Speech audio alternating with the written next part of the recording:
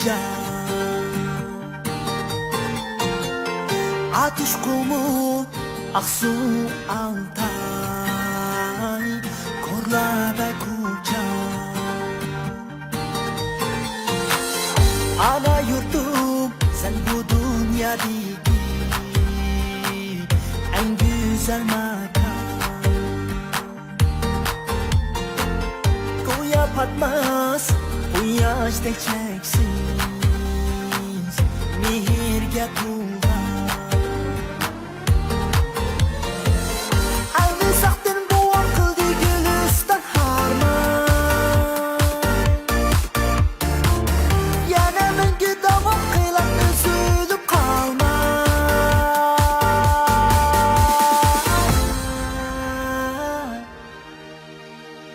Yurtum sana vücudumda çeksiz muhabbet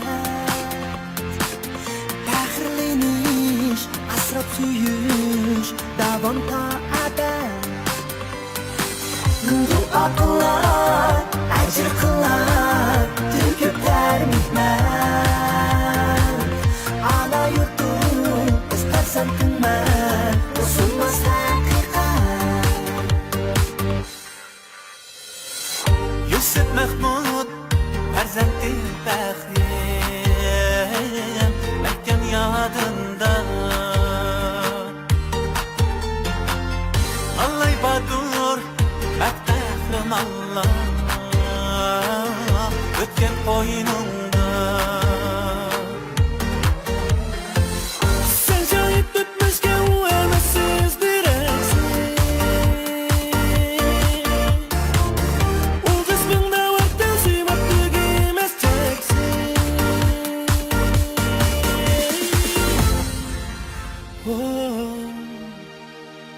Yurtum sana vücudumda çeksiz muhabbet Fahrleniş, hasret suyuş, davam ta ebed Dua kılay, acır kılay, hünküm termikler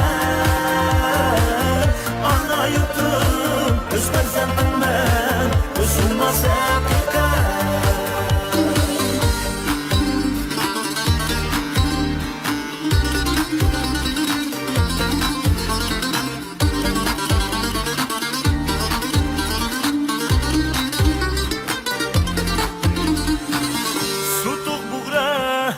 Oğuz royi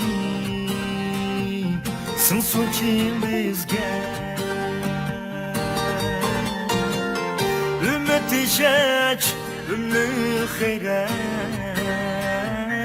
Bu soğuy bizge